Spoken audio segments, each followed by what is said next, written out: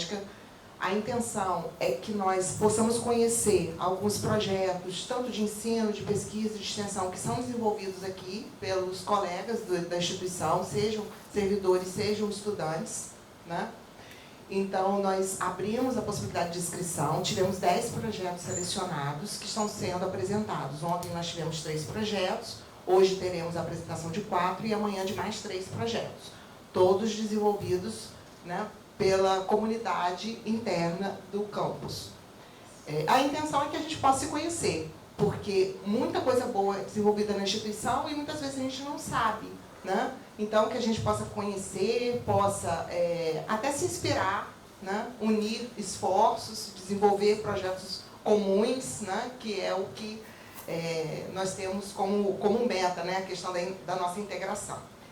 Então, deixa eu só abrir aqui Hoje nós vamos ter a apresentação do Escape Room, o uso do Escape Room como estratégia do ensino de matemática, jogos de investigação criminal, ferramenta lúdica para o ensino de modelagem em equações diferenciais. Então, nós vamos ter a participação das professoras Laiane, da Silvana e da Lívia, nessa primeira etapa das apresentações.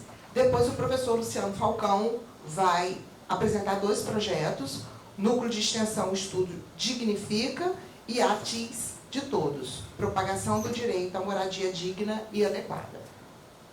Nós vamos ter 15 minutos, no máximo, para cada apresentação, e depois nós vamos abrir para possíveis perguntas. Eu gostaria de agradecer mais uma vez a presença de vocês, dizer que nós temos uma lista ali atrás, vocês podem tanto assinar como direto no QR Code registrar a presença, que vocês vão ter o certificado diretamente no e-mail de vocês. Também confirmar que essa apresentação está sendo gravada e transmitida, será postada no núcleo de imagens do Campus Centro, como todas as apresentações da Semana Pedagógica. Então, se algum colega depois quiser assistir, basta acessar, né? Pela manhã a gente tem uma quantidade muitas vezes mais reduzida, né? Mas depois essa apresentação ficará disponível. Podemos então, Laiane, Silvana e Lívia, fiquem à vontade. Obrigada pela presença de vocês.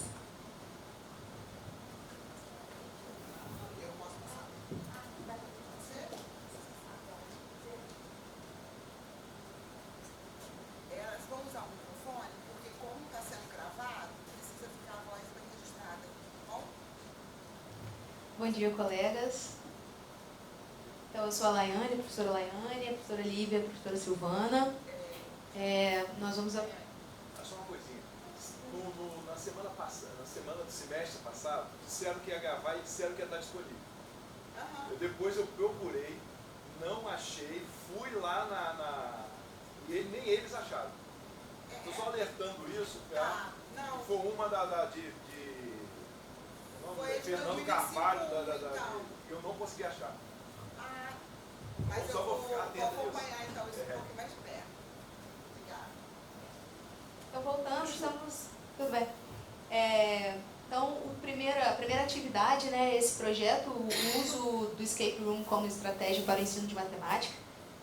Ele ainda não é um projeto oficial, a gente ainda não registrou como projeto, mas a gente pretende, né, fazer isso ainda. Então, só ressaltando que todos os recursos são nossos também, né, recursos próprios, a gente ainda não tem nenhum tipo de auxílio, né, de recurso financeiro, nenhum outro tipo de recurso. Então, esperar a Fabiola passar, porque ela está com multifunções, ela está multifunções. A gente tira foto? Diretora.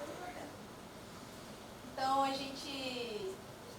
Só contextualizar um pouquinho a ideia do projeto, né? Ele surgiu a partir da temática do TCC da professora Silvana, enquanto estudante nossa aqui do nosso curso de licenciatura em matemática. Na época, ela foi orientada pela professora Lívia, teve mais 2 colegas, né? Junto com ela no TCC, né? E teve alguma orientação? Só a Lívia e o Alex, como co-orientador, o professor Alex de matemática, também como co-orientador do trabalho. Então, acho que a melhor pessoa para começar explicando o que é um escape room é a professora Silvana. Bom dia, sou a Silvana. O meu TCC foi sobre criptografia E depois eu conheci o jogo Escape Room, e aí a gente conseguiu então adaptar. Primeiro, o que seria então o jogo Escape Room? É uma atividade imersiva em que os participantes são inseridos em ambientes temáticos e resolvem desafios para encontrar pistas, abrir caixas com cadeados e avançar nas etapas até atingir um objetivo final. Claro que o Escape Room é um jogo fora da escola. E o objetivo, muitas vezes, é dele sair de uma sala. Quando a gente traz para o contexto da sala de aula, não é tão viável a gente trancar, né, uma sala de aula, prender os alunos. Então, a gente muda um pouquinho o final para que ele possa abrir uma caixa, achar um prêmio final. E os desafios nós conseguimos adaptar para conteúdos matemáticos. Então, se a gente quer falar de função, a gente consegue colocar desafios em que eles têm que utilizar funções. E o grande diferencial do Escape é que a atividade ela não está enunciada bonitinha. Os alunos, quando eles querem resolver um desafio, no ambiente eles precisam pegar elementos, encaixar bonitinho para conseguir, então, abrir uma caixa, resolver um problema. Então, esse Escape ele consegue promover o raciocínio lógico, a resolução de problemas, o trabalho em equipe e o engajamento dos estudantes em diferentes níveis de ensino. A gente conseguiu desenvolver até então 3 escapes no contexto educacional. Só um detalhe, que tudo isso foi em 2025, tá? Como eu falei, o primeiro foi com o tema da criptografia na Segunda Guerra Mundial, que estava atrelado ao meu TCC. A gente conseguiu abordar conceitos matemáticos por meio de códigos e mensagens cifradas. O meu TCC foi sobre função afim e função inversa, então a gente acabou focando nessa parte. Em alguns momentos, a gente fazia um mini curso. A gente falava todo o processo histórico da criptografia, até chegar, então, no desafio final, em que eles tinham, então, que resolver um escape. E repara que o contexto é da Segunda Guerra Mundial. Então, a gente trazia o filme O Jogo de Imitação, falava, né, sobre o Turing, Alan Turing, e vários outros cientistas da época. Bom, mais algumas fotos. Aqui são algumas fotos, tá? Então, repare que tem algumas caixas, tem algumas coisas de soldados. A gente usa luz negra, cadeados de diferentes tipos. A gente usa cadeados numéricos, cadeados de letra, um direcional. Então, os alunos, eles participam, eles se interessam bastante por conta dessas atividades. Também no ano passado houve um convite, né, para o Instituto Federal Fluminense, né, o Campus Centro, participar do projeto MOI, que é o projeto Meninas Olímpicas do INPA. E aí, nesse contexto, a gente também quis fazer um escape nessa temática de mulheres na ciência. Então, a gente trouxe trechos do filme Estrelas Além do Tempo, trouxemos também a Marie Curie, né, ligada à química.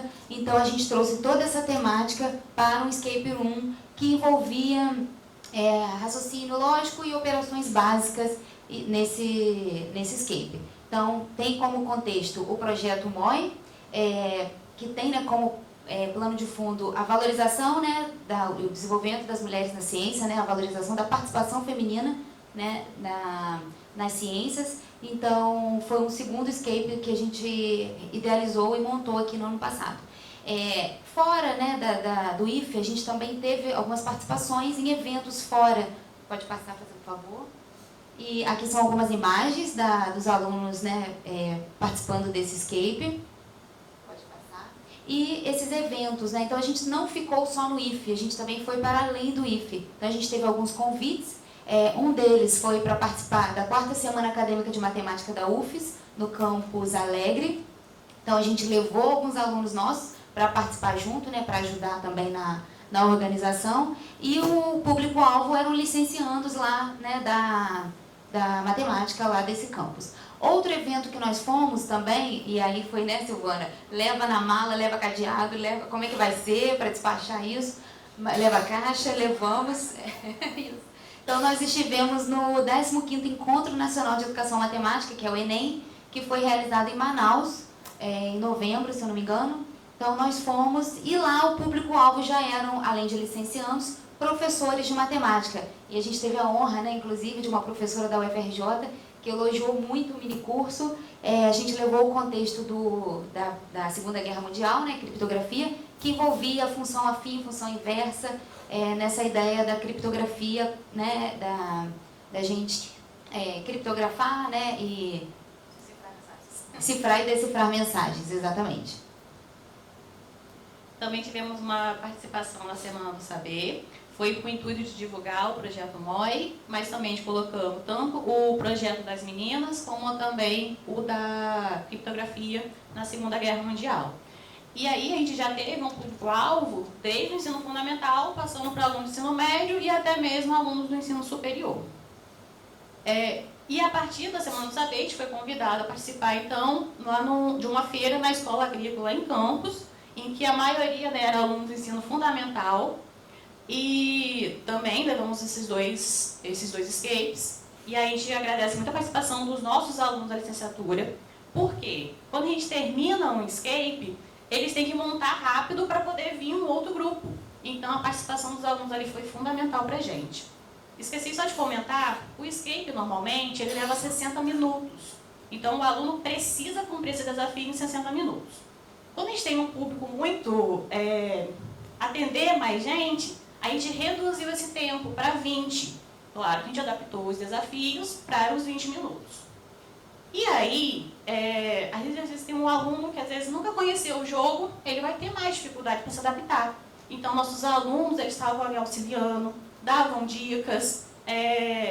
Em questão do tempo também, a gente às vezes dava uma certa prorrogação, porque o nosso objetivo não é saber quanto tempo que ele vai levar para concluir, e sim como ele vai concluir, e a gente quer que ele de fato conclua. Então, assim, todos os escapes que a gente aplicou, todos os alunos conseguiram finalizar. Então, a terceira temática, né, do escape room que a gente elaborou foi o escape de Halloween. A motivação veio, né, primeiro esse escape, ele teve, né, a revisão de conteúdos da educação básica, como função afim, sistemas lineares, equações algébricas, multiplicação de matrizes e também desafios de lógica, como todo escape. Então, a motivação veio até da nossa conversa dentro do nosso grupo, né, de tutoria, né, da necessidade da gente preparar esses alunos que estão ingressando na matemática básica, essa dificuldade que eles têm da matemática básica mesmo, aquela elementar, né, de multiplicação, de frações, soma de frações, e isso em todos os nossos níveis aqui de escolaridade, né? Aqui a gente tem essa necessidade. Então a gente pensou, vamos tentar fazer um escape que tenha essa temática matemática, a parte da matemática que envolvesse essa parte mais básica mesmo, que de repente poderia ser sempre aplicada no início de semestre, no início do ano letivo. Então esse foi o nosso objetivo, e era outubro, né? Então a gente pegou o gancho da data. Então foram 10 turmas, esse escape teve um diferencial, porque a gente utilizou 2 salas, então a gente teve, na época, a gente comprou Octório, né? Que aí um grupo de estudantes ia para uma sala, o outro grupo ia para outra sala, então as 2 salas eram temáticas, né, no Halloween, e às vezes a senha de um cadeado que estava numa sala estava com um grupo da outra sala, né, e vice-versa. E às vezes o enigma estava em uma sala, né, mas o cadeado estava lá na outra, então e eles tinham que se comunicar pelo radinho, né, pelo Octório. E aí abrangeu 10 turmas, né, algumas de ensino médio, uma turma de licenciatura em Ciências da Natureza, turmas da licenciatura em Matemática e a turma da Engenharia de Controle e Automação. A turma da Paula, né, professora Paula, de Cálculo 1, a turma de Álgebra Linear, também da Engenharia. E aí são, né, essa aqui é a sala, essas 2 aqui, não, aquela ali é a primeira sala, essa aqui é a segunda sala, ficava uma sala de frente para a outra, lá no bloco G. Essa aqui é a primeira sala também, né, os fotos aí do momento. E assim, só ressaltando a dificuldade que foi da gente encontrar 2 salas que ficassem disponíveis a semana inteira, porque quase a semana inteira, né, a gente começou numa segunda-feira e a gente terminou na quinta, porque iam precisar da sala na sexta, então em uma delas, então a gente teve que assim, construir todo esse cenário, né, E desconstruir esse cenário leva um tempo, né? A gente tem que vir aqui com um dia de antecedência, deixar tudo preparado. Então não podia desmontar o nosso cenário, as salas. Então a gente conseguiu 2 salas, uma de frente para a outra, lá no Bloco G, e a gente ficou quase uma semana com essas salas disponíveis. Então qualquer professor que fala, posso levar minha turma nesse horário, estava lá disponível, se tivesse outra turma usando. A gente também teve a ajuda de alguns estudantes para poder arrumar o cenário. E aí a gente começou a entender da necessidade da gente avaliar, como eu disse, a gente estava querendo colocar isso como projeto, né, tornar um projeto oficial, e a gente queria então fazer uma avaliação dessas atividades. E a gente então, no final, né, depois do escape de Halloween, a gente começou a distribuir formulários, né, para poder esses estudantes participantes avaliarem o trabalho, a atividade em si, né.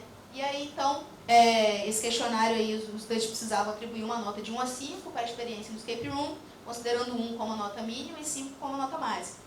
E aí, 71 estudantes, né, dos participantes, responderam a pergunta, 1 atribuiu nota 3, 6 atribuíram nota 4 e 64 atribuíram nota 5 para avaliar o... Só para complementar, 71 foram os que responderam, porque a gente não consegue nem contabilizar quantos alunos de fato participaram do escape.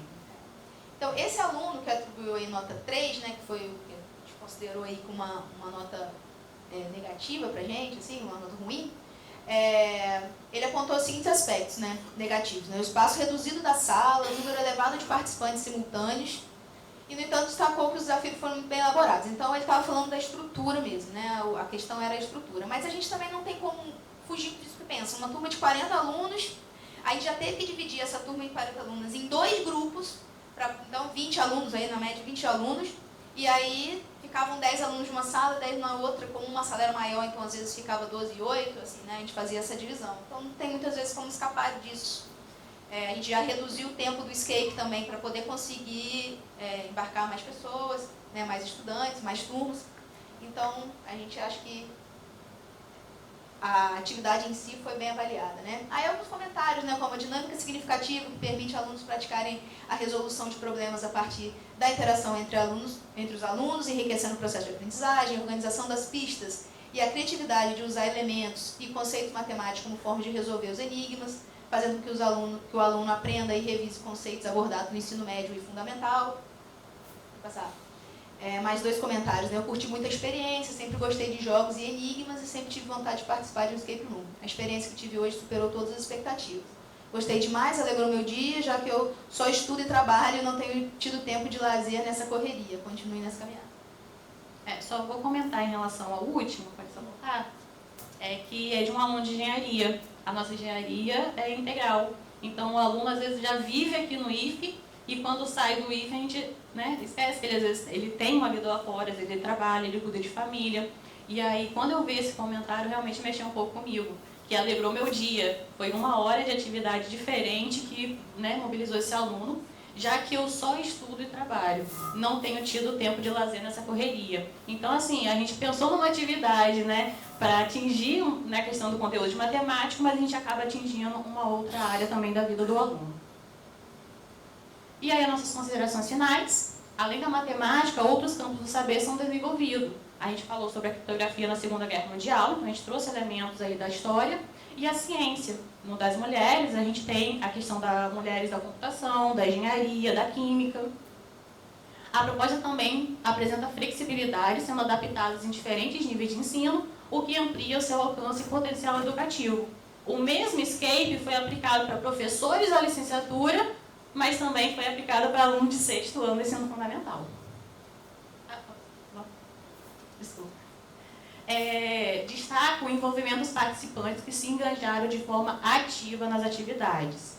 O aluno, ele fica imerso naquele ambiente, então ele quer resolver, ele quer abrir os cadeados, ele sai procurando qualquer pista, ele faz uma baguncinha, mas isso é bom, porque a gente vê que ele realmente está participando da atividade. Às vezes eles até começam, assim, sem saber o que eles estão fazendo ali, né? Eles ficam quietos, ficam olhando para a outra assim, aí ficam observando a mesa, porque a gente conta a narrativa. Antigamente, no início do Escape, a gente contava a narrativa. A gente falava, olha, vocês estão aqui e o tema é isso, isso, isso, vocês precisam fazer isso, isso, isso. E deixava os estudantes, né, entrarem na brincadeira.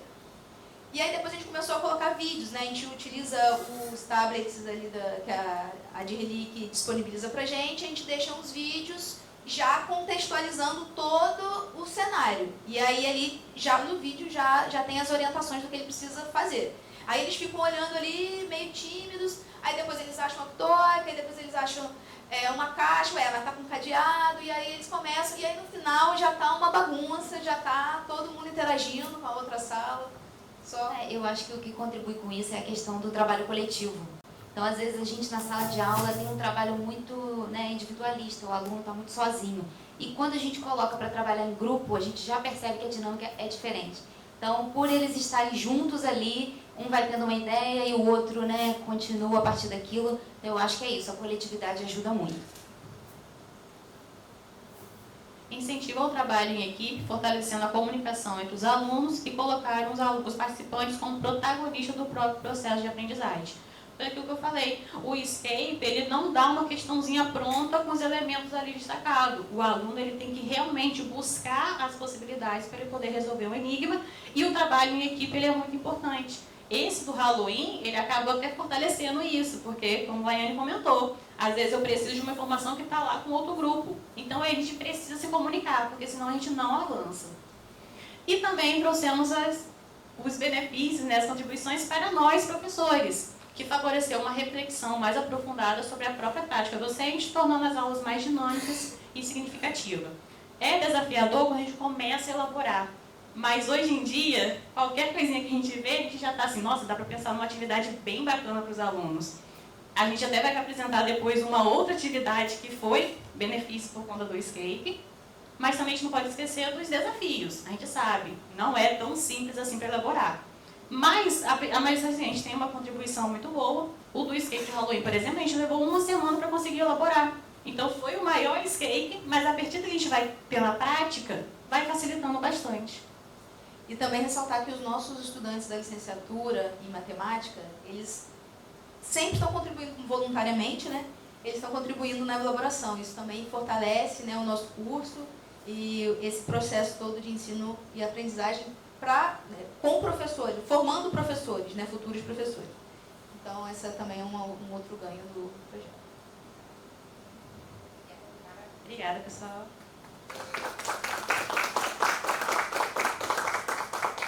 Só para contextualizar, eu confesso que foi inspirada no Escape Room que nós pensamos nas experiências exitosas, porque nós fizemos uma viagem a Viçosa para conhecer o programa de tutoria lá da universidade. E na comissão que está analisando os indicadores acadêmicos aqui da instituição, Laiane faz parte, e eu também. Então, nós fomos juntos no carro conversando, e aí ela me contando da experiência que teve na questão da aplicação do Escape Room, como é que foi, envolvimento pedindo sala, que é algo muito difícil aqui na instituição, espaço físico, a gente sabe que a gente tem, né, é um dos limitadores do Campo Centro. Falei, gente, que trabalho muito interessante, e às vezes a gente não sabe o que é desenvolvido aqui. E aí surgiu a ideia de nós compartilharmos as nossas experiências em sessões como essa que foi então implementada para a Semana Pedagógica. Então, parabéns para vocês, viu? Muito legal. Podemos ir para a próxima, então, já que eu abro aqui direto? Podem voltar, meninos, que é com vocês mesmos. É jogos de investigação, certo?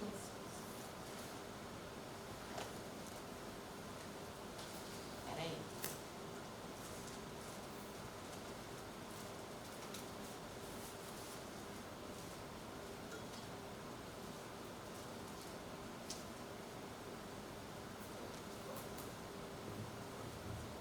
Então, vamos continuar. Esse agora é uma outra atividade que a gente realiza, também não está oficializado ainda esse projeto, a gente também pretende oficializar.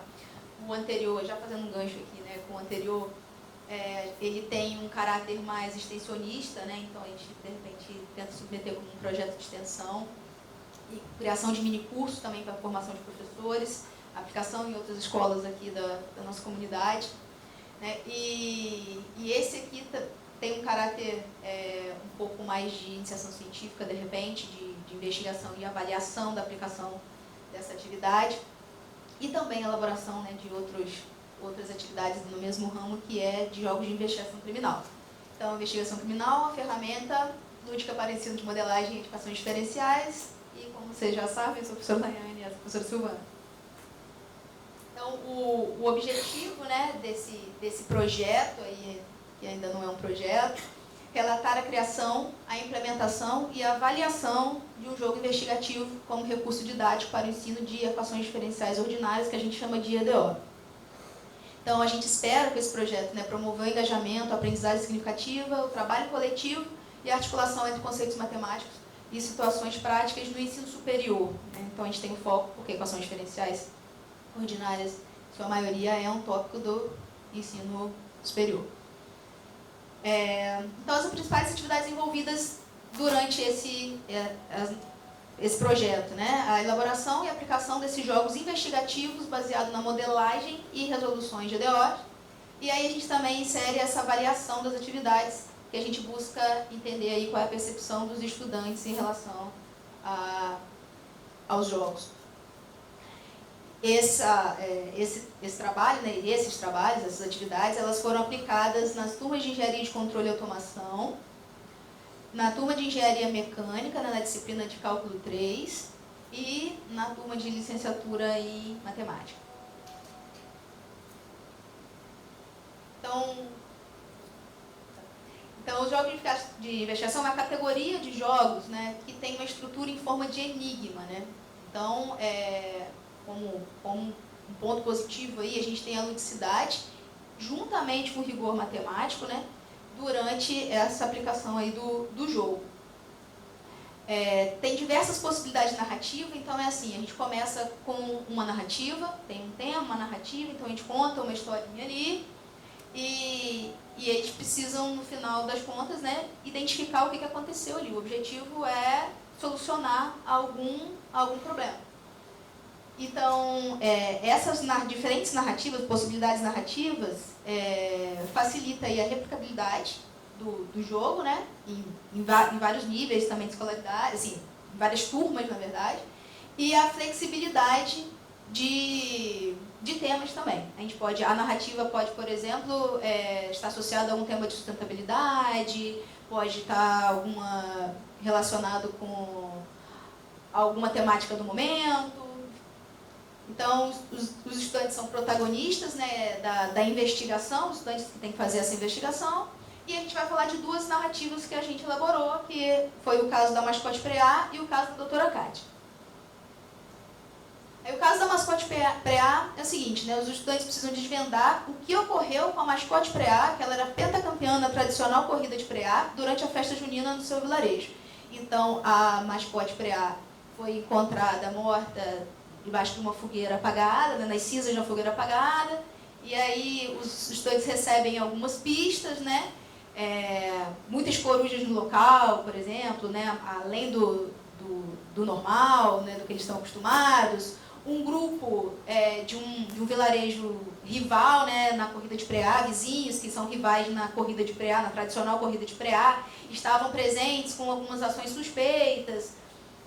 Então vão sendo inseridas dicas, né, no material, e aí eles vão, pode passar, aí eles precisam desvendar o que aconteceu com a Preá, foi isso aí.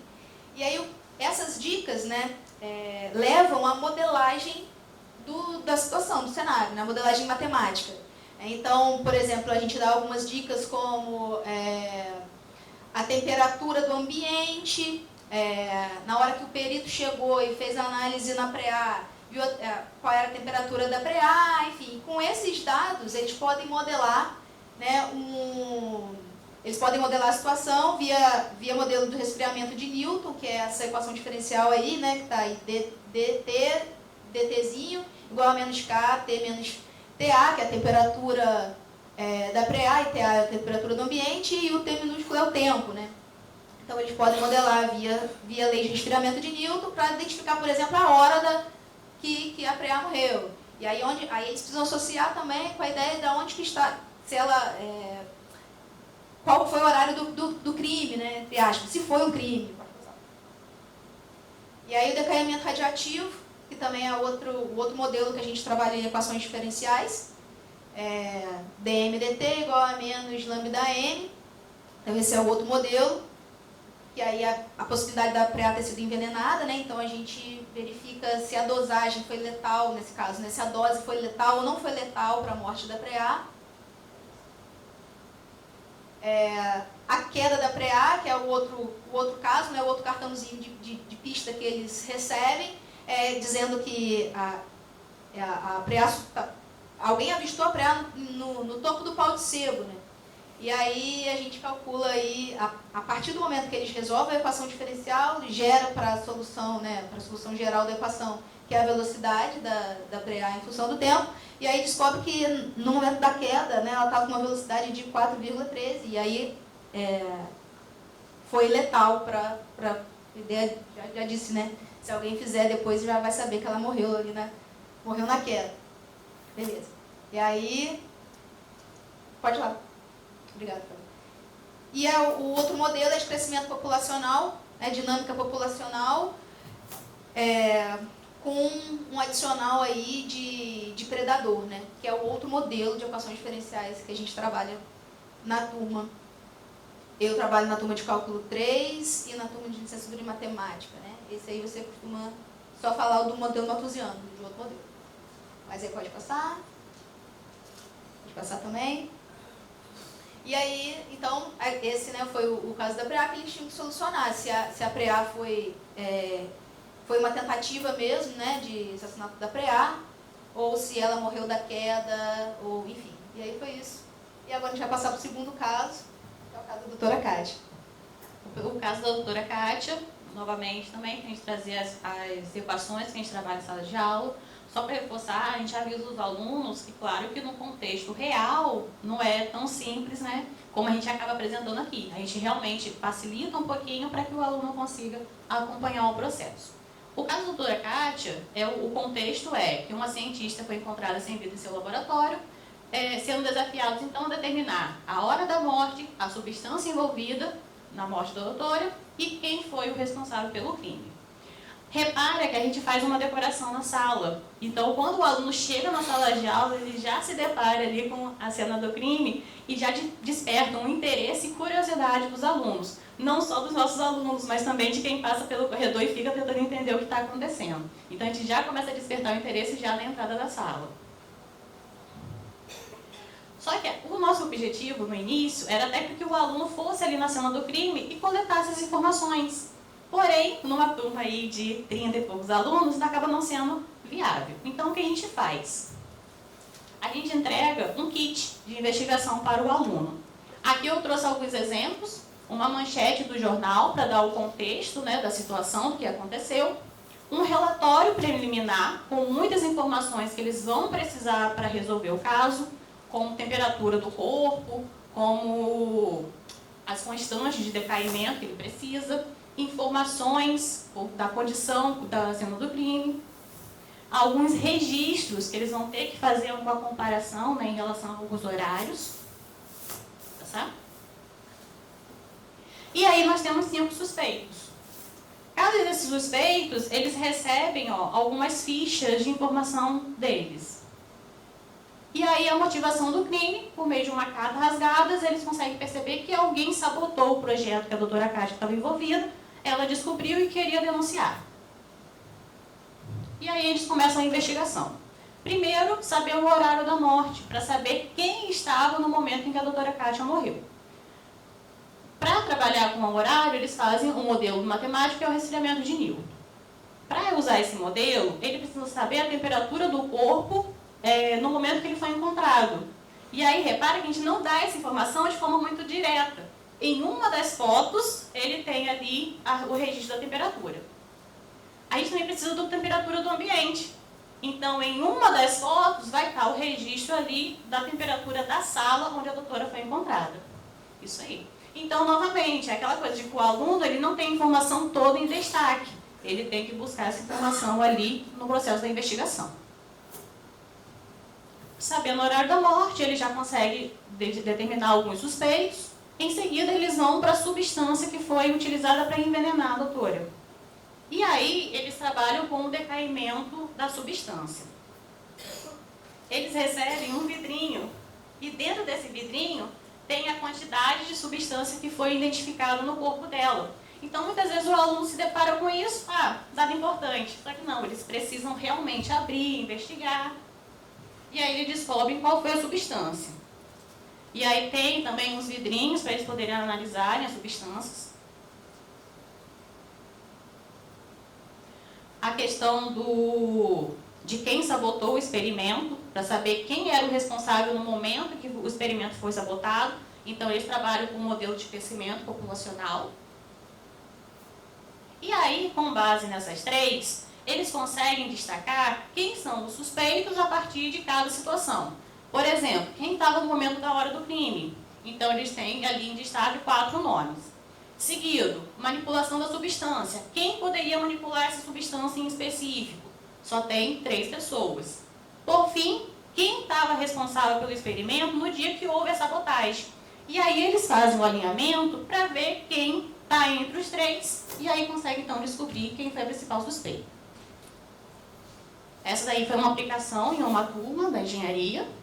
E assim, a gente destaca a participação dos alunos, tá? A gente entra assim na sala, a gente vê todos os alunos realmente envolvidos, eles interagem, eles trocam informações. No final, a gente pede para eles fazerem alguns comentários em relação ao que foi apresentado, e a gente destacou alguns. O formato da dinâmica, que é o similar ao Escape Room, deixou a aula mais envolvente e colaborativa. A dinâmica transformou conteúdos abstratos em algo prático e aplicado a um caso investigativo. Foi uma forma diferente e criativa de avaliar o conteúdo, fugindo das avaliações tradicionais. A narrativa do caso e o kit de pista tornaram a aprendizagem mais significativa. Só falar, acrescentar aqui, que nas 2 turmas eu comecei, tanto na de cálculo 3 quanto na licenciatura em matemática, eu tentei experimentar, decidi experimentar, aplicar essa atividade como uma atividade avaliativa. Então, aí também decidimos, então, a partir daí, aplicar um formulário para eles também avaliarem, fazer também a autoavaliação deles e da atividade. A autoavaliação e a avaliação da atividade. Outro comentário: estimula o raciocínio a observar o conteúdo matemático em um contexto, a interpretação dos problemas aguça a vontade de resolver e o trabalho em equipe torna a aprendizagem dinâmica e mais fácil. Outro comentário: participação e integração do grupo, ele destacou como ponto positivo, tá? Atividade criativa, saindo dos padrões normais e bastante motivacional. A cada instante, a curiosidade de encontrar a solução do caso aumentava. Eu cheguei a esquecer que era uma atividade avaliativa. Foi ótimo, parabéns. E aí a gente participou da feira de matemática na UENF, fomos premiadas com esse projeto. E o diferencial é que o público que ia visitar os nossos estandes era aluno do ensino fundamental e ensino médio, que eles não iam resolver EDO. Mas o que a gente fazia? A gente já mostrava a EDO e dava a solução. Pedia, então, para, por exemplo, quem estava no momento da hora do crime? Então, eles mesmos faziam a investigação a partir da informação que a gente dava. E eles conseguiam resolver o caso. Inclusive, uma aluna do ensino fundamental comentou que até então era o projeto que ela tinha mais interesse, que ela acabou gostando mais, que ela nem era o nosso público principal, né? E aí, nossas considerações finais. Os estudantes, em sua maioria, avaliaram positivamente a atividade, destacando a relevância dos aspectos colaborativos e da contextualização. E a gente destaca, a inserção dos jogos no ensino superior, que pode favorecer a aprendizagem significativa, contextualizando conteúdos matemáticos e estimulando o engajamento nas aulas.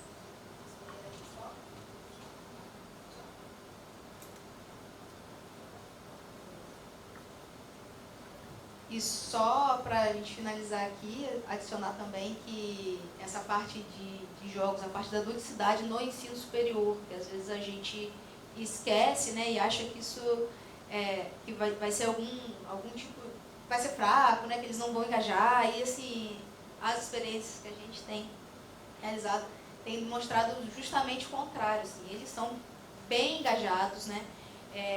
Diferente às vezes do escape, que os estudantes ainda chegam meio assim, né? Quando eles percebem, né, esse jogo aqui, os estudantes do nível superior, eles já estão engajados, eles já estão assim, gente, que isso, né? Já entram bem assim. Então, só justificando aí, né, a importância da inserção de jogos no ensino superior também. E a gente também pretende, né, avaliar se o jogo, como essas atividades, como atividade avaliativa, né, tem algum ganho, né? Então essa entra aí a parte da pesquisa que a gente pretende submeter, né, como projeto de iniciação científica. Obrigada.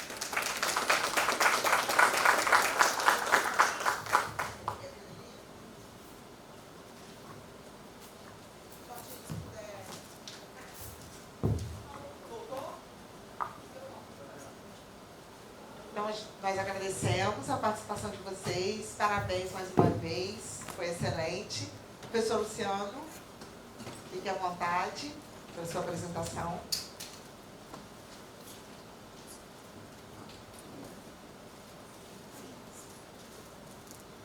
Aí nós abriremos para perguntas ao final dos quatro, pode ser?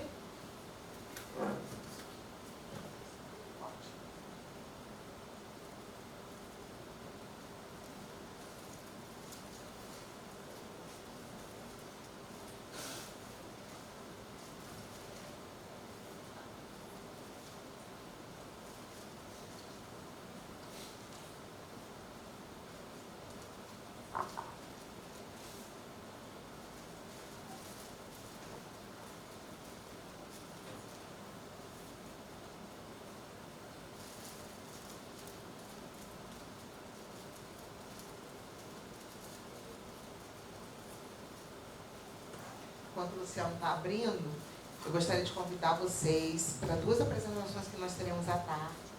O programa de tutoria do Campus Centro, que é um programa que está sendo organizado agora. A intenção é que ele seja implementado como um programa institucional e certamente vai auxiliar muito na questão da permanência e do êxito dos nossos estudantes, certo? Então, é um programa diferente do que hoje nós temos com os demais programas institucionais e como ele está sendo construído, a participação da comunidade é muito importante para que a gente possa fazer as adequações que são necessárias. Então, vai acontecer às 14 horas aqui e às 16h30 nós teremos a prestação de contas da gestão, onde nós vamos apresentar o que foi desenvolvido nos 2 primeiros anos de gestão e quais são os planejamentos para os próximos 2 anos. Tá bom? Então, convido vocês. Teremos uma comemoração do Dia do Trabalho, logo depois da apresentação da gestão, às 18 horas, que também será aqui no hall de entrada. Oi?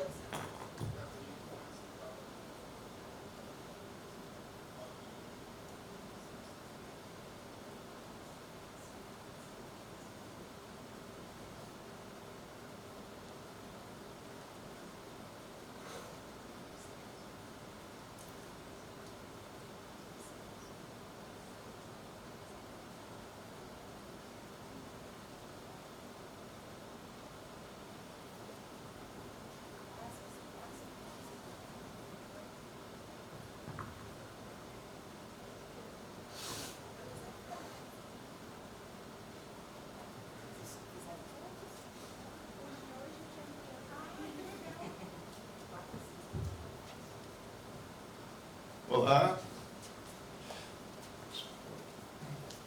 bom dia a todas e todos. É muito bom participar dessa primeira edição aqui dos Experiências das Histórias.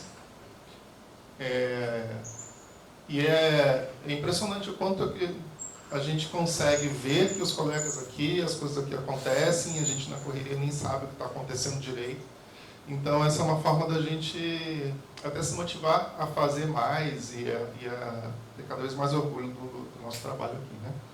Bom, o que a gente vem apresentar aqui é um trabalho que vem acontecendo desde 2021, mas o que são várias experiências que derivaram disso, né? Mas esse aqui foi a semente, tá? O iniciozinho. Significa que é um núcleo de extensão vinculado à graduação e mestrado em arquitetura e urbanismo. Bom, falando assim parece muito simples, né? Mas, na verdade, esse é um problema que vem martelando assim na minha cabeça desde do meu início, né, na minha atuação aqui, que é como implementar um escritório público de arquitetura, que é uma das recomendações, inclusive, na área de ensino de arquitetura, para a atuação dos estudantes de forma mais permanente, né? A gente tem um escritório modelo de arquitetura e urbanismo, inclusive em atuação hoje também no curso, teve outras versões anteriores, mas tudo sempre baseado em projetos. Então dependia de um docente submeter um projeto de extensão e aquilo ali então teria que ser aprovado para então começar a atuar. Não existe uma conexão entre a temporalidade dos projetos, né? Existe sempre um intervalo. E quando a gente atua em área de extensão, a gente não pode ter esses intervalos, porque a gente acaba deixando o público-alvo, que é a sociedade, na mão, né? De continuidade também dos estudantes, né? Quem tem a experiência depois sai para entrar de novo, por conta de perda de bolsas, essas questões. Então, isso era um problema que vinha, né, sendo recorrente desde então. E aí, a partir daí, também naquela época do início da pandemia, né, onde a questão de morar ficou muito mais evidente, ou a falta de moradia, né, ficou muito mais evidente. Então, a gente tem, num contexto geral, na época, né, esses dados são da época, um déficit habitacional de mais de 6 milhões atualmente, a inadequação, que é muito maior do que simplesmente a falta, é de 25 milhões, e nisso a gente está incluindo aí as habitações precárias, o adensamento excessivo e o ônus excessivo. Não quer dizer que, se a pessoa está habitando em algum lugar atualmente, quer dizer que aquilo ali esteja adequado. Então, a gente está falando de adequação de moradia. Se ela ultrapassa mais de 30% da sua renda familiar para habitação, já é um sinal de inadequação, né, por conta do ônus excessivo. E isso empurra as pessoas para morar em lugares de risco, lugares mais distantes, dificuldade de trabalho, de emprego, violência e tudo isso. E a gente, na arquitetura e urbanismo, trabalha com isso, moradia, né? Então, essas aqui são algumas imagens que a gente já coletou ao longo desse tempo.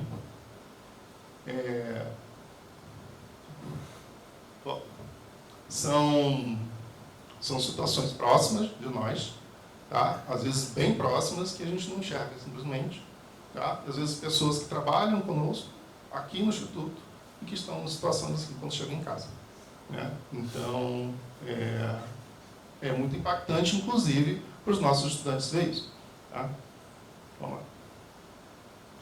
E moradia é um direito fundamental, tá? Colocado na Constituição, e é a base para a qualidade de vida, porque a partir do morar, existem alguns programas que hoje, né, com esse nome, chamam Morar Primeiro. Primeiro resolve a moradia, porque a partir daí as pessoas conseguem resolver com menos dificuldade as questões restantes de alimentação, de emprego e tal. E para isso existe uma lei, desde 2008, que ela prevê assistência técnica gratuita para a baixa renda. Eu sempre, quando eu falo isso, vejo pessoas assim, olha, que interessante, como se isso fosse uma grande novidade. Nós não estamos falando de 2008, e existia uma lei até anterior, uma forma de fazer isso anteriormente, mas desde 2008 a gente tem essa lei, que prevê recursos financeiros através de repasses entre as esferas públicas e conselhos profissionais de arquitetura e urbanismo. Isso é uma das coisas que essa lei prevê. Em suma, o que acontece? Em famílias com renda até 3 salários mínimos, é possível a atuação de prefeituras, de organizações, de setores da academia e até empresas privadas, escritórios de arquitetura também, para o fornecimento de serviços de arquitetura e de construção, tá? Ou consultoria em construção, assessoramento. E quem paga por isso? Não são essas pessoas que não teriam como pagar. São outros órgãos, editais, enfim, órgãos de fomento, por exemplo. Tá? é algo similar ao que a gente tem hoje, por exemplo, na área médica, no SUS, ou no direito, quando alguém precisa de algum serviço de advocacia e não pode pagar, vai na Defensoria Pública, né? Se precisa de algum serviço médico, vai em algum posto de atendimento do SUS. Bom, com esse cenário todo, a gente tem, então, uma grande demanda de um lado, uma necessidade de formação de pessoas que tenham essa visão e olhem a arquitetura não somente como uma profissão para a elite ou para quem pode pagar, e relacione a arquitetura e o urbanismo às condições de moradia, que são direitos fundamentais. É um dos direitos fundamentais. Então, para começar a história toda, a gente precisou fazer um mapeamento. E com isso a gente criou o primeiro projeto de extensão, chamado de Arquitetura de Todos, em 2021. Tá? Ele ainda funcionava, a gente estava ainda na pandemia, funcionava totalmente de forma remota. Tá? E qual era a principal motivação dele? Gerar informações para que a gente, a partir daí, conseguisse criar o núcleo de extensão, que foi aprovado em 2023, né? Depois de muita conversa, depois de contribuições enormes de toda a gestão daqui do campus e da reitoria também, porque não existia a forma de fazer isso. Ou existia, mas a gente não sabia como, né? Onde estava essa forma de fazer isso. Então foram muitas conversas. Nesse projeto a gente teve acesso a outras instituições que estavam tentando a mesma coisa, trocando informações, trocando ideias. Os alunos participavam muito disso também. E acabou sendo colocado então como núcleo, da forma que tem um núcleo de pesquisa, um núcleo de extensão. E registrado, é um órgão do SWAP, enfim, tem regimento interno, a gente construiu o regimento, então uma série de coisas que a gente teve que fazer. Ele é aprovado, obviamente, pelo Conselho, em 2023. E qual é a nossa missão? Promover o serviço de arquitetura e urbanismo para a população de baixa renda, em cidades da região norte e noroeste fluminense, a partir da aplicação da lei de ATIS, tornando a arquitetura promotora da qualidade de vida. Né? Essa aí é uma foto, uma imagem de uma das várias ações que a gente já teve ao longo desse tempo, tá? Junto ao Ocupação Novo Horizonte, inclusive, que vai ser tema de apresentação aqui amanhã, na sessão da noite.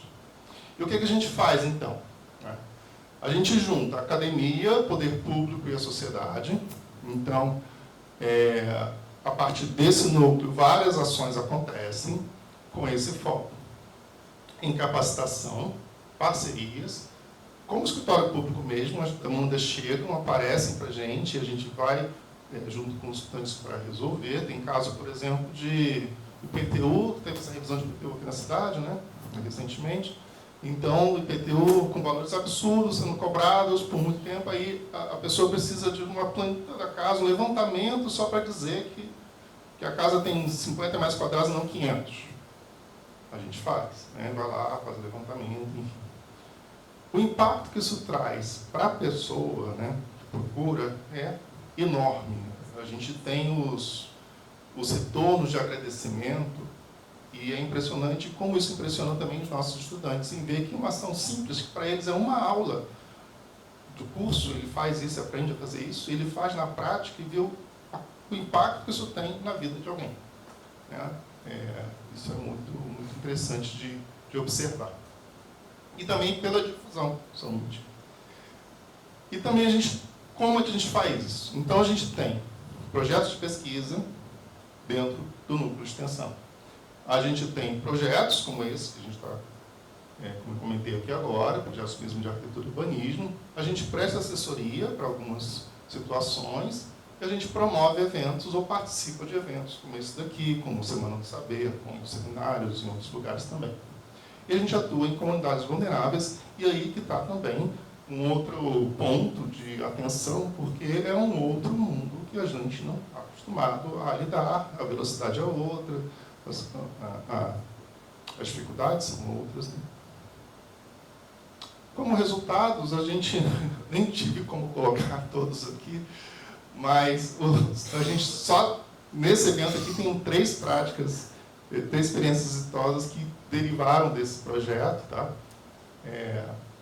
A gente tem alguns projetos, inclusive, que eu vou apresentar logo após. Alguns deles são patrocinados, então não envolve também recursos do IFE, mas recursos externos que ajudam a manter os bolsistas e também a compra de equipamentos. A gente atende a demandas sociais individuais e coletivas. Então, atualmente, por exemplo, a gente está começando o atendimento a 2 comunidades quilombolas, do levantamento das residências, para então pensar em projetos e avaliações. A gente tem algumas premiações, tanto nesses editais, onde a gente consegue os patrocínios, quanto em mostras da UENF, em publicações. A gente está participando atualmente de alguns processos seletivos para essas premiações. A produção científica, que derivou de tudo isso, né? Então a gente tem a divulgação científica é importante, então a gente tem sempre algum TFG associado. TFG é o trabalho no final de curso dos cursos de arquitetura. A gente tem tese de doutorado em andamento, a gente tem dissertações de mestrado defendidas, e daí capítulos de livro, publicações de artigos científicos, em eventos. Então, a gente também inclui esse debate dentro do meio científico de como fazer isso, porque já que a gente conseguiu fazer, a gente agora quer que cada instituto desse país que tenha arquitetura que a gente consiga também. E muito por meio de parcerias, tanto com as instituições locais, governamentais ou de academia, quanto na busca por entidades privadas também. Então, a gente tem alguns retornos das pessoas que acabam participando, né? Não somente dos estudantes, mas a própria população local, de se reconhecer como alguém que tem a capacidade de luta e de buscar por um direito, que é o direito à moradia, porque isso não é tão claro assim. Né? É como se só pudesse morar bem quem tivesse força de trabalho para isso, como se dependesse somente de cada um de nós. Então, esses aí são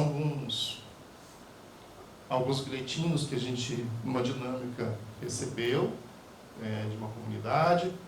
Há uma participação também que a gente tem algumas metodologias, todo esse processo a gente criou metodologias de aproximação das comunidades, e com as crianças isso acontece também.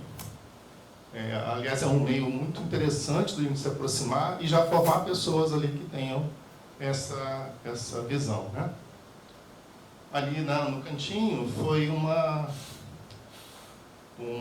talvez isso apareça amanhã na apresentação, mas quis dar um sinalzinho aqui antes. A gente fez uma projeção de imagens na própria comunidade, de fotos de todo o processo de luta pela moradia que eles tiveram, e a gente projetou em uma das casas, e eles se viram na parede das próprias casas, em todo o processo de luta. Isso foi um sinal de reconhecimento muito interessante para eles, né? Assim. E os impactos que a gente busca sempre, né? É a formação prática e crítica de estudantes, melhoria das condições habitacionais e o fortalecimento dessas políticas públicas e de articulação institucional.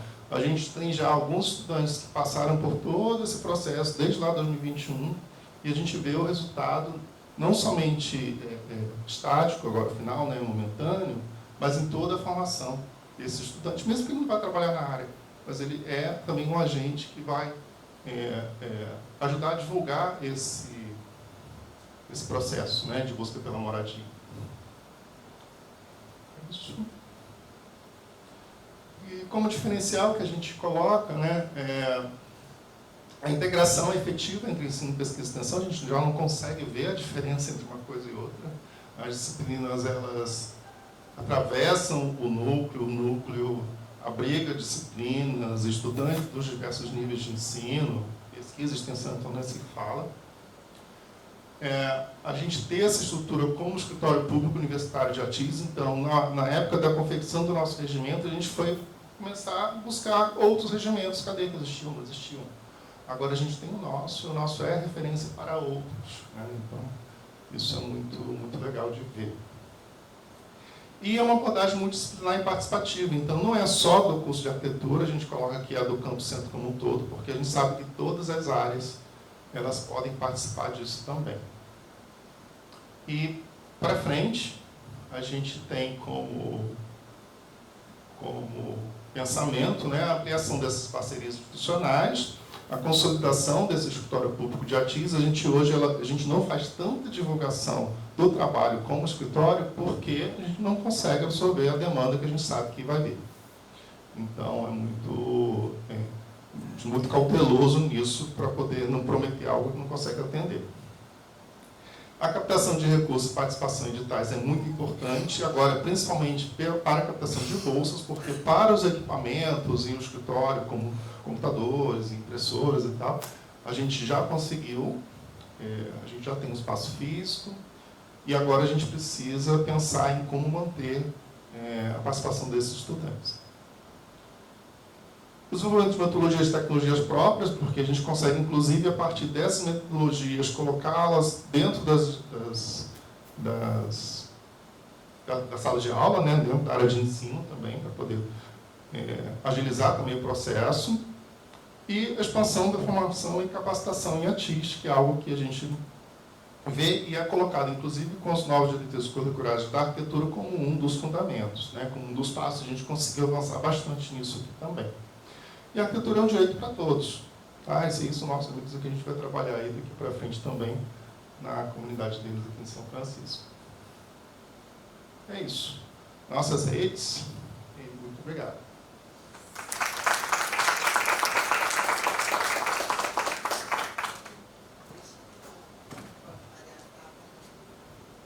Mariana também está participando do projeto, junto com o professor Luciano Falcão.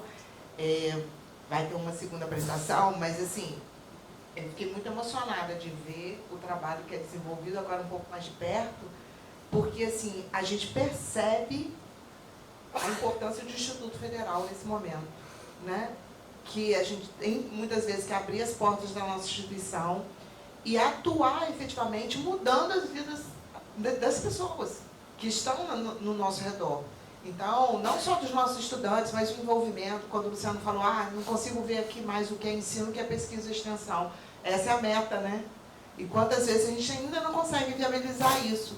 Então, que a gente possa se ver nas suas respectivas áreas, de que modo a gente pode ampliar esse processo e passar por toda essa trajetória, que agora já está um pouco mais consolidada lá na arquitetura.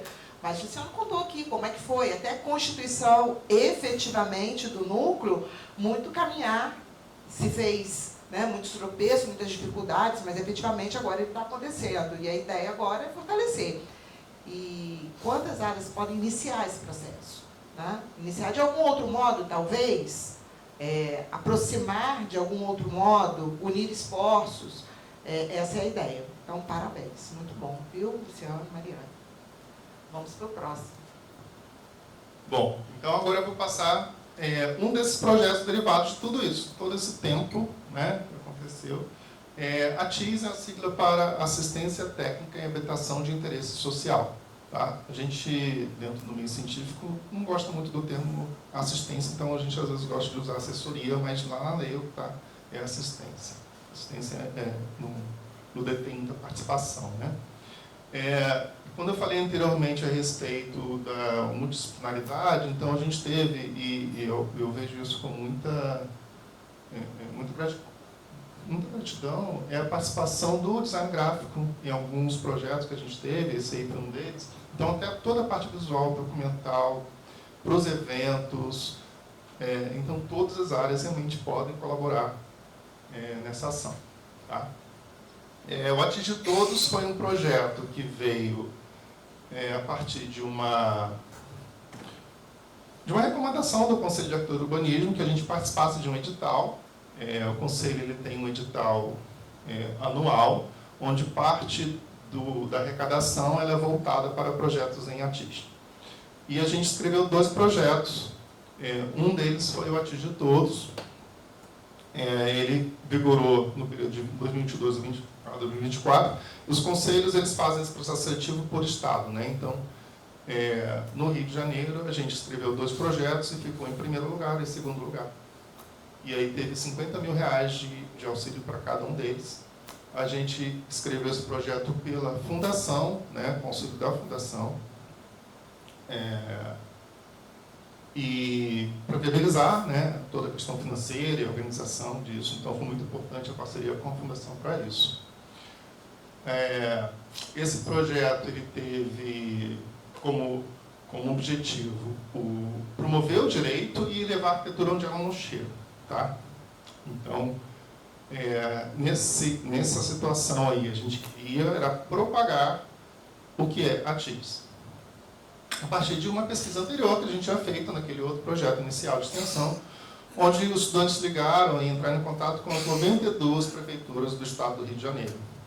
Dessas, uma sabia o que era a TIS. E a gente está falando de prefeitura, que é o órgão público, que é o responsável por implementar a política. Tá? Então, a partir daí a gente viu que havia realmente um buraco enorme para ser preenchido. Né? Bom, por favor. Vai. Isso, pode avançar, por favor. Bom, ele começou... Ele começou com um projeto de extensão do IFE, tá? E como ele já...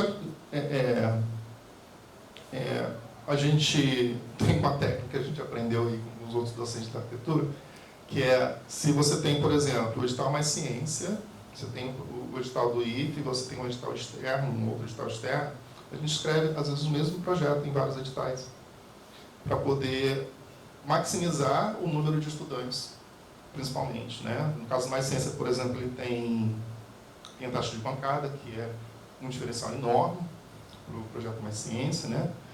E auxilia a gente, por exemplo, a pagar um Uber para os estudantes irem a campo, quando o transporte aqui não consegue atender, enfim. E aí a gente já tem uma participação mais forte do PPGAL, que é o Programa de Pós-Graduação em Arquitetura e Urbanismo aqui do IFE. E o foco dele é a atuação no Norte e Noroeste Fluminense, depois que a gente viu que os 92 municípios do Rio estão bem aquém do que deveriam a respeito de ativos. Né? Pode passar, por favor. Bom, esse projeto vem, então, do déficit habitacional, aqueles que a gente apresentou, baixíssimo conhecimento sobre a TIS e pouquíssima atuação pública estruturada. Se a gente vai fazer algo em parceria, a gente sozinho não consegue fazer, então a primeira coisa é buscar quais seriam esses parceiros. E quais são as prefeituras, então, que estariam abertas para fazerem isso. A gente escutava muito, principalmente do pessoal que trabalha com isso no Rio, né, na região metropolitana, na capital, que mas não sabia que no interior tinha um problema de moradia. Né? Como se fosse algo só exclusivo dos grandes centros. A gente vê favelas enormes, todas as questões de violência, e não sabem que as menores cidades têm, talvez, problemas com mais dificuldade de solução do que embora todos sejam bem complicados. E o objetivo, então, é divulgar e fortalecer a TIS conforme essa lei. Então, é megafone mesmo. O que a gente podia fazer para divulgar, para que todo mundo conhecesse? Capacitar, primeiro, né? Então, capacitar nossos estudantes, sensibilizar a comunidade de forma geral, informar e articular em reuniões com todos esses agentes de participação. Vamos lá? Então, como é que o projeto funcionou? Através de 3 áreas, né? Ou três focos que a gente colocou. Primeiro, como mostra, evento mesmo, participar de todos os eventos possíveis para que a gente fale sobre o assunto. Publicações, e então a gente está falando de publicações não somente científicas, mas para toda a população, desde carteirinha, cartaz, livro, esse tipo de coisa. E um que foi muito importante, que é o ATIS itinerante, que é pegar um totem, ir para a praça pública de São João da Barra, com alguns estudantes, obviamente, capacitados para isso, e abordar a população e falar: você conhece a TIS? Sabe o que é? Você sabe que tem direito? Qual é o problema da sua casa que você acha que pode resolver? Você tem dinheiro para resolver? Qual é a renda da sua família? Você sabe que a prefeitura que pode resolver isso para você? Tem que mobilizar nesse sentido. Então, o primeiro deles foi a mostra de ATIS, né? A gente fez um evento para integração de projetos e troca de experiências. A gente foi buscar quem faz isso no Brasil. São projetos muito isolados, e aí a gente resolveu conversar com todo mundo, aproveitando aí já a possibilidade de fazer de forma híbrida, né? Então, a gente conseguiu alcançar Brasília, São Paulo del Rey, Nordeste também, foi muito legal. Foram 169 participantes no primeiro seminário de educação social do IFE e teve esse alcance nacional. Na Semana do Saber, a gente colocou alguns jogos também. A sala na Semana do Saber é muito mais divertida, porque eu quase fico como espectador.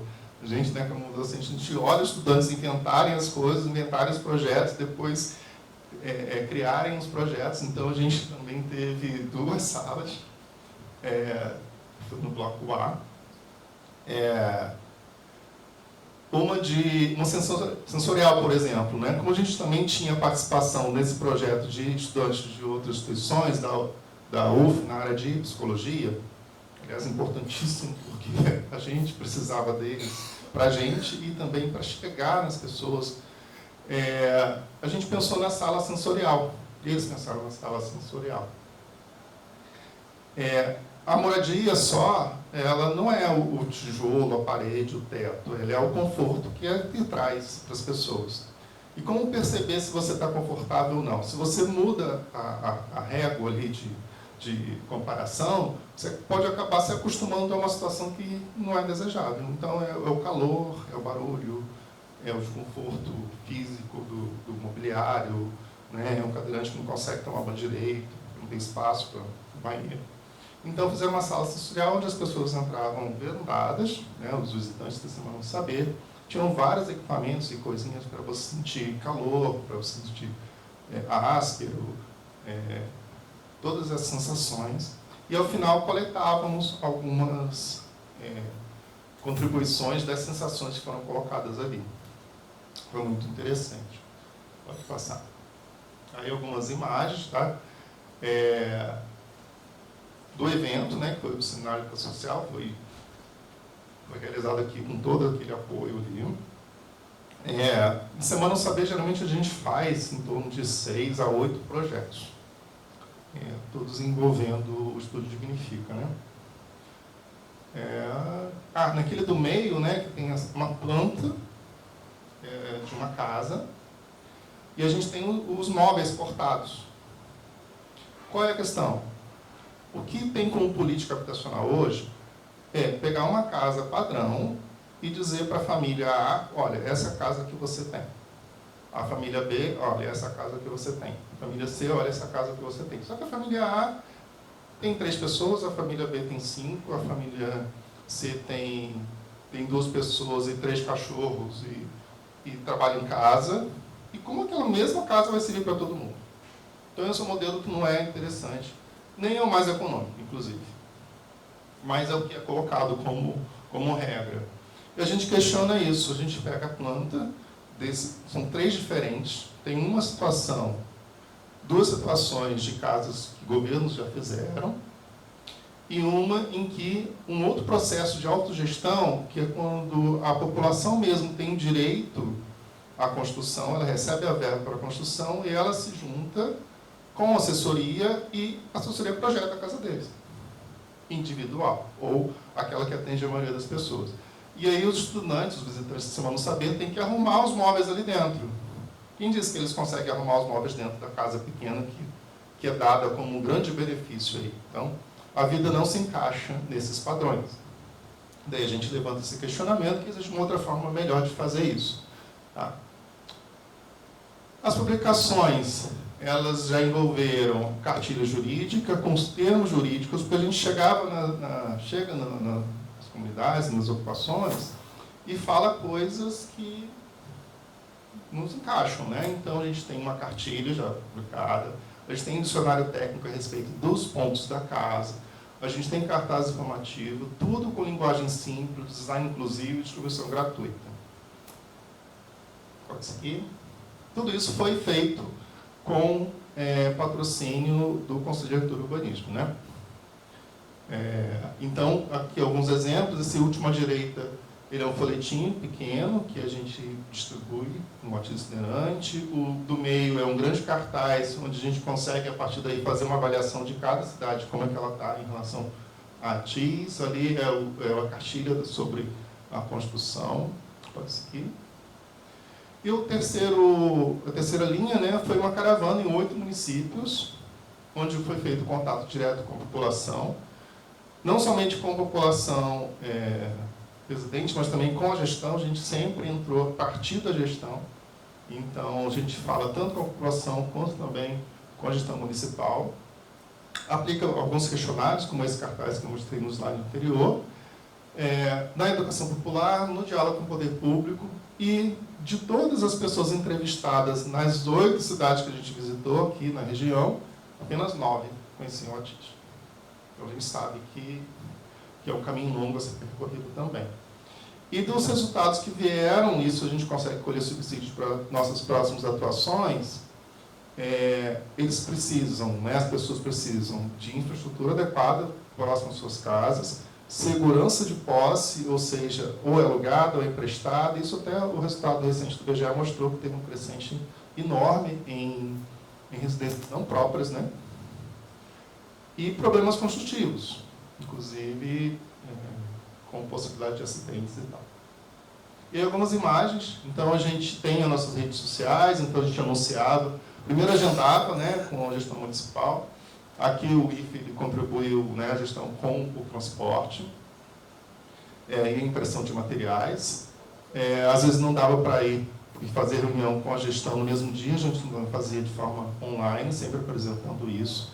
Aí a participação dos nossos estudantes, que iam às diversas cidades, aí tem acho que Macaé, tem Campos, São João da Barra, e passavam um dia lá falando sobre a TIS. Os impactos que a gente teve com esse projeto foram a ampliação do debate, maior interesse social dos nossos estudantes pela causa e a aproximação institucional também com as prefeituras, porque aí começaram a vir as demandas e a gente começa a ficar assustado, porque são muitas demandas e a gente não tem capacidade para atender todas as demandas.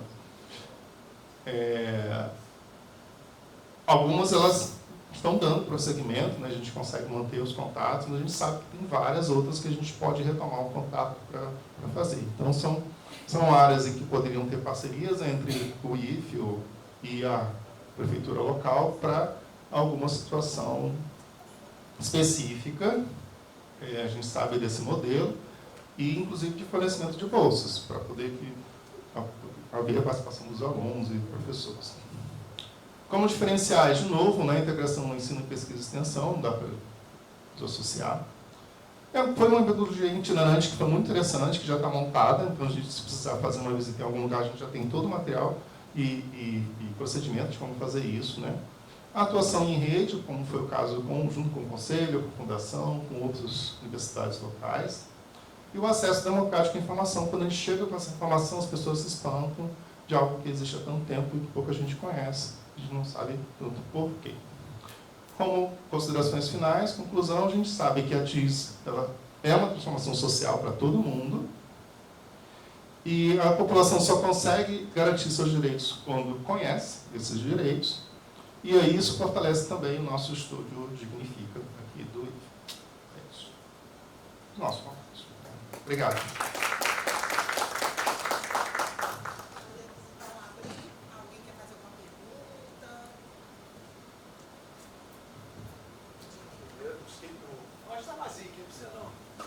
Mas para ficar registrado aqui no som.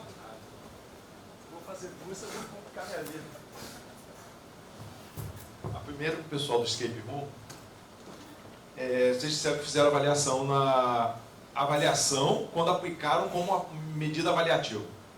Eu queria saber esse retorno da percepção dos alunos, se isso estava na avaliação, qual era o sentimento deles da aplicação do Escape Room como medida avaliativa. E depois vocês disseram que vocês iam avaliar, então estou entendendo que teve dados. Era nesse sentido, entendeu? Depois eu tenho a próxima. Que na verdade é uma pergunta, uma sugestão. Pode ficar. Porque ela tem que responder, ela está com o microfone. Tá com... Porque o outro... Não sei, vamos ver se ele vai funcionar. Lá. Então, eu acho que não foi do Escape, foi Da segunda. Foi da segunda, isso, da educação de pesquisa. Então, a gente teve essa ideia de aplicar esse formulário para gerar dados, realmente. E a gente não apresentou os dados, mas a gente apresentou os comentários, porque tem a parte de observação, a parte qualitativa. Então, a gente selecionou a parte qualitativa para trazer, né, que são esses comentários dos estudantes.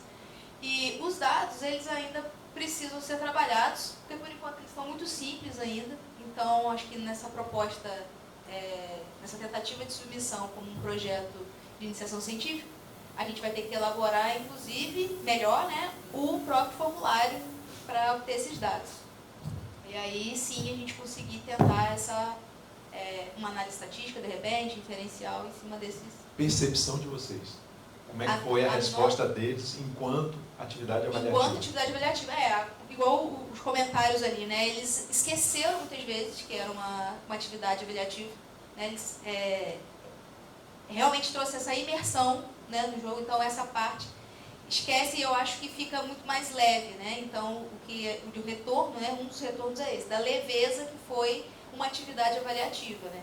E na matemática a gente sabe como que é meio puxada a parte da avaliação, né?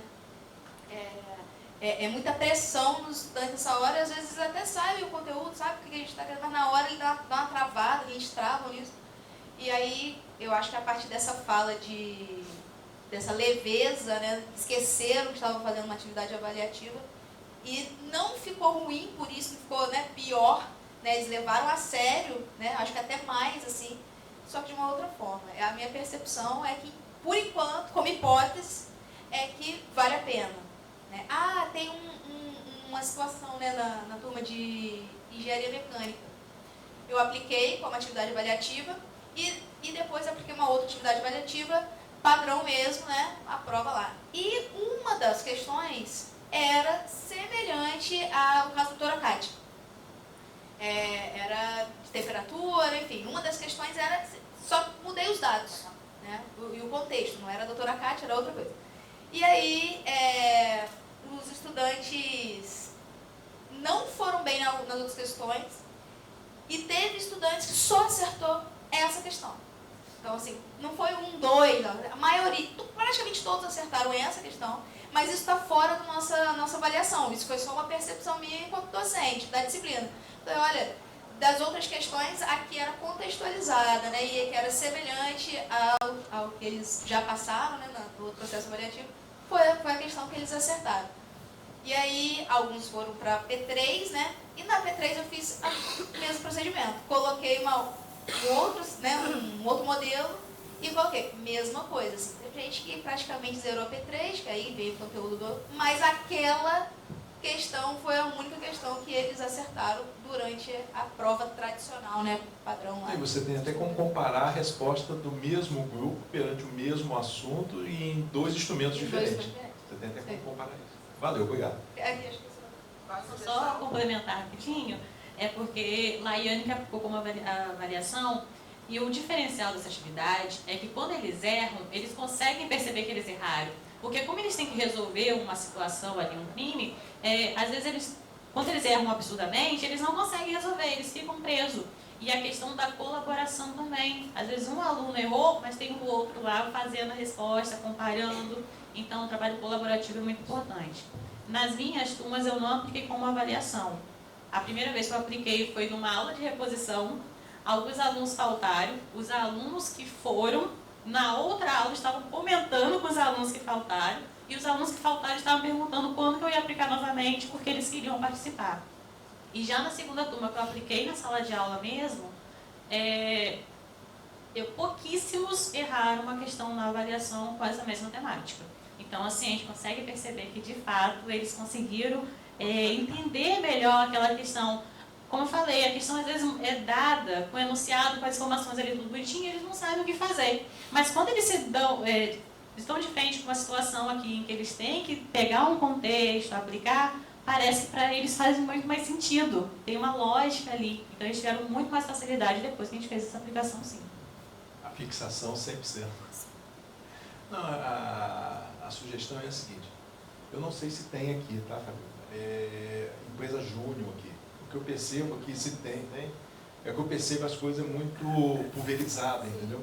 Se eu tivesse uma única empresa júnior, todas essas áreas entrariam com a prestação do serviço técnico e teria uma empresa para fazer a gestão disso, para vender isso. Quando eu falo vender, não é lucro, é aonde é social vai ser social, e quem pode pagar dá alguma coisa, para no mínimo pagar o custo, como ele mesmo falou, do Uber, do deslocamento, para não ficar dependendo de você ganhar um projeto aqui, ganhar um projeto lá, conseguir uma verba no IFE. Então o que eu percebo é que muitas vezes as coisas existem, acontecem, mas de forma pulverizada, não são centralizadas. Então se tivesse se já tem algumas delas, definir qual delas que ficaria, investir e colocar todos esses projetos associados e essa que é a minha área, vender esse produto, entendeu? Mesmo que seja de uma forma de intuito social. Obrigada, Rui. Mais alguém? Então nós vamos encerrar. Sim. É para vocês sobre o registro. Vocês falaram desde o primeiro que não tem projeto, não tem um registro. Isso é importante. Qual é a questão envolvida aí? Foi acontecendo no meu tempo?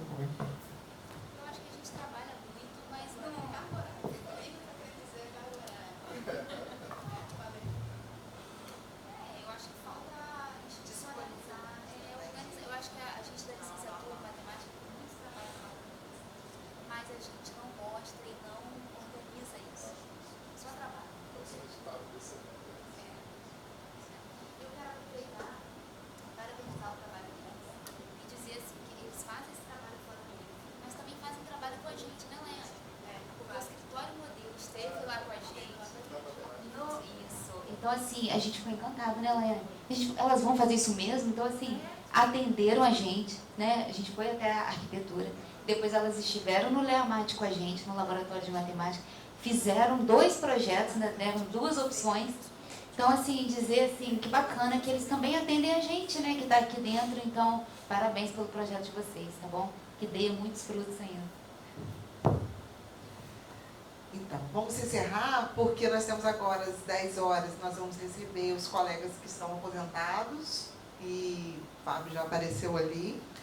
Queria agradecer, dizer que foi ótimo, muito bom, que nós possamos ampliar essa sessão, né, para nos conhecer um pouco melhor e ajudar nesse planejamento, como o Ney falou, unir forças, né, esforços em prol da nossa instituição e da nossa comunidade, principalmente, interna e externa. Então é isso, gente. Obrigada, aguardo vocês nos outros momentos do dia.